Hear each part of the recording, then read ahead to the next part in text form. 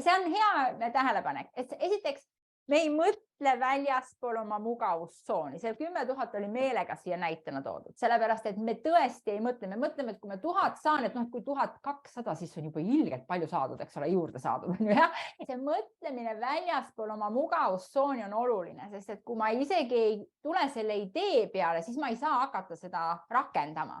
Ja ma ei ütle, et kõik saavad panna, näiteks kui me räägime nagu numbrilisest eesmärgist, rahalisest eesmärgist, et kõik saaksid täna öelda, et ma teenin 10 000 eurot kuus. Kõik ei saa, sest et sul on vaja vahepeal neid vaheetappe. Sa pead võib-olla ütlema, et no, ma teenin 1000 eurot kuus ja siis sa ütled, et okei, ma teenin 5000 eurot kuus ja siis sa jõudad, okei, aga 5000, 5000, 10 000 üks samm, teen nüüd 10 000 eurot. Jah, aga ma õpetan ennast mõtlema vastavates kaliibrites. Et ma pean tegema endale vaheetappe, nii et kõik ei pruugi koheselt sinna minna.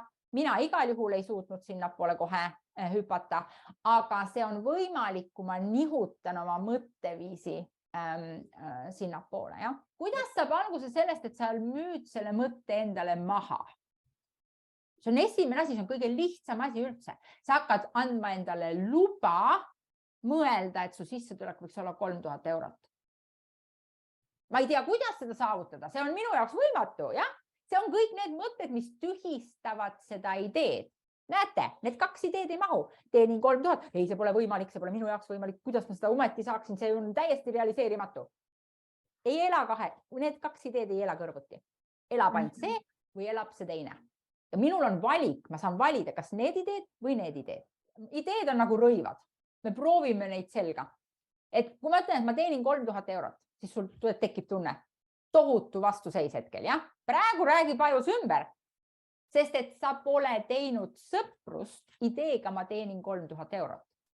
Sa hakkad tegema sõprust ideega ja aju karjub selle, et see ei ole võimalik. Jaa, aga me tutvume sellega. Ja? Ma tahan tegelikult teada, mis see idee on, ma teenin 3000 eurot.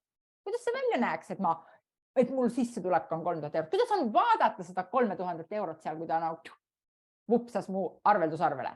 Jah, sa hakkad nagu idee sisse lähed, sa hakkad liikuma, siis sa hakkad mõtlema seda, et võib-olla minu jaoks on ka ikkagi võimalik, et ma pool sellest summast juba nagu teenin, nagu tuleb nagu kokku ja kui ma natuke see siit teen, et äkki siis on ikka võimalik ja miks mitte ma ei võiks teenida 3000 eurot. No, saad aru, me hakkame tegema tutvust selle ideega selle asemel, et materdada seda ja öelda, see idee nüüd peab küll ukse taha jääma, jah?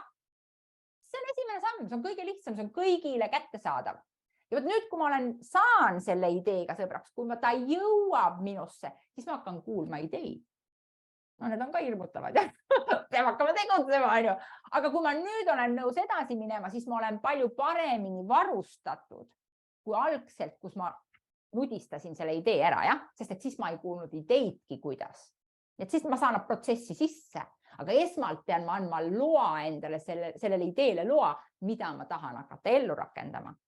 Ja selles mõttes selle ideega sõbraks saamine ei maksa midagi, aga tihtipeale me ei läbi seda etappi, sest et meil hakkab see kuidas siin teritama, on ju, või siis me teeme ennast lihtsalt maha selle idee osas. Mõlemad on mõtteprotsessid, eks ole, ja need on täiesti kasutud, sest need alluvad minu kontrolli alla, sõltumata sellest, kus ma elan, kui palju ma praegu teenin, milline prestiižikas koht mul on või ei ole, eks ole.